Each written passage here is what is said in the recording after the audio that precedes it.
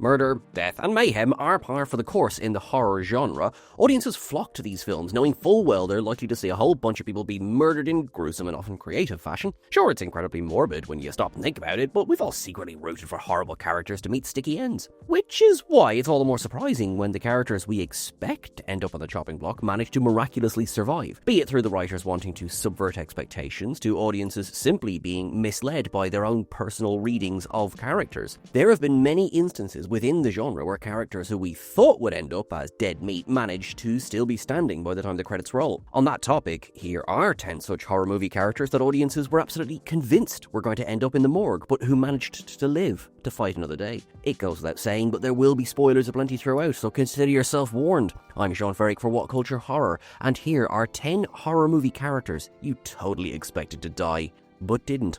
Number 10. Calvin Bouchard, Jaws 3D.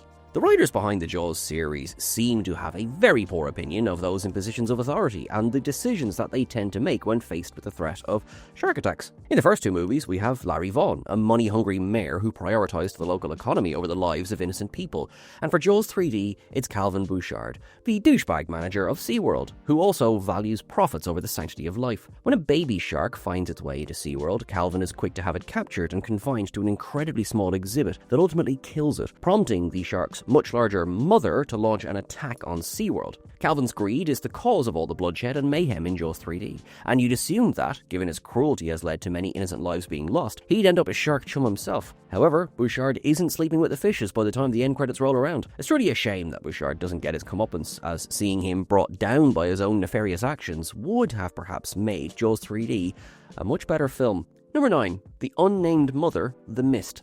Whenever The Mist comes up in discussions, most people tend to focus on its incredibly bleak ending, and while it's understandable to talk about one of cinema's most impactful gut punches, the rest of the film is chock full of great moments, well-rounded characters, and edge-of-your-seat moments that really get one's blood pumping. Set inside a small-town supermarket that becomes a safe haven from a mysterious mist that's full of strange interdimensional monsters, Frank Darabont's 2008 movie gradually builds up the tension as the many residents trapped inside begin to rub each other up the wrong way with their differing opinions on what's happening and how they can survive. One such character is listed as simply the Unnamed Mother, a character who doesn't get a whole lot of screen time in the grand scheme of things, but who becomes the focal point of a scene early on when she tearfully exclaims that she's leaving the store to go get her children. Try as the group might to stop her, she leaves the confines of the store, seemingly into imminent death. However, once we reach the Mist's horrifying ending, it's revealed that the woman is alive, shown cradling her children and counting her lucky stars that she escaped when she did.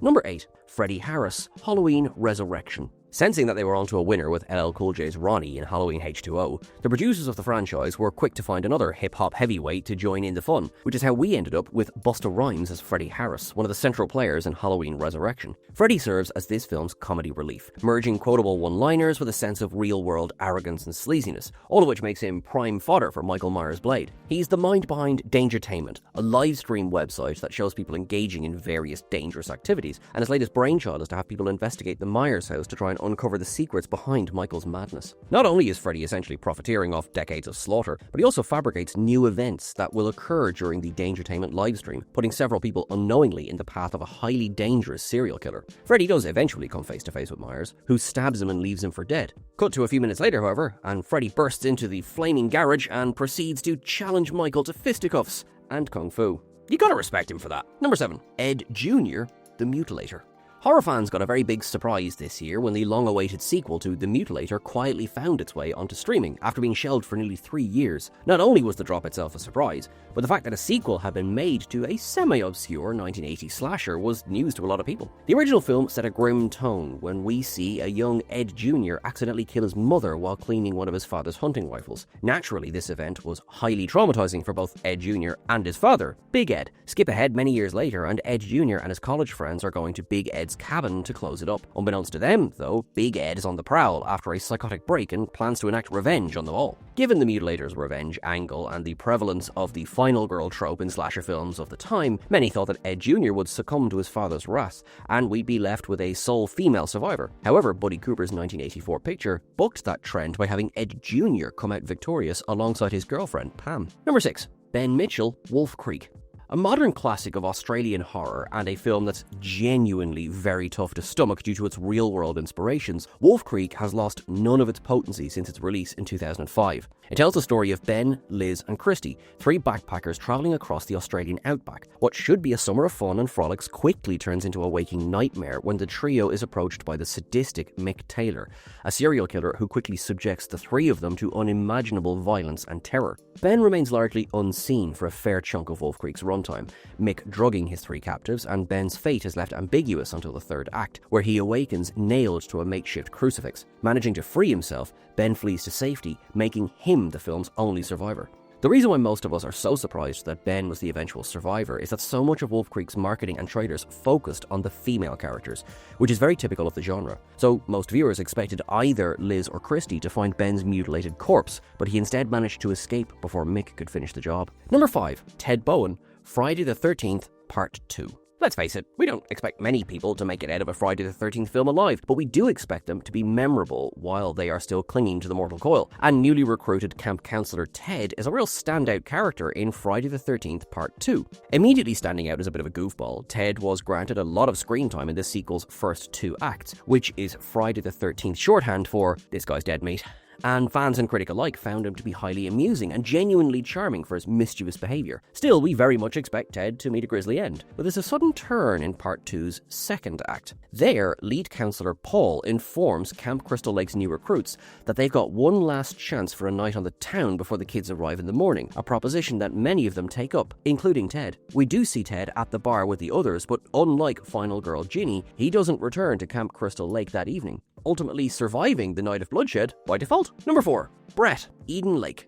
Once seen and never forgotten, Eden Lake is one of the most grueling and genuinely upsetting British horror films ever made. This harrowing 2008 film centres around a young middle-class couple, Jenny and Steve, whose romantic getaway at the picturesque Eden Lake quickly turns sour when a group of young delinquents begin harassing them. The group is headed up by Brett, a budding psychopath who rules over the younger teenagers through fear and intimidation. What starts off as a seemingly set of harmless pranks soon turns ugly when the teens abduct Steve in revenge for him accidentally killing Brett's dog in a struggle. Brett forces the others to torture Steve and even film it for his own sadistic pleasure. To put it simply, Brett is an irredeemable monster who we as an audience can't wait to see get his comeuppance, only he doesn't. Quite the opposite, in fact. Eden Lake's climax sees Jenny escape the gang, only to end up seeking aid at a nearby house, a house that just so happens to belong to Brett's father. Brett soon comes home and feeds his dad lies about Jenny and Steve being child murderers, and we soon discover the apple doesn't fall far from the tree, as Brett's father and his friends confront Jenny in a bathroom, ready to murder her. Truly bleak stuff. Number 3.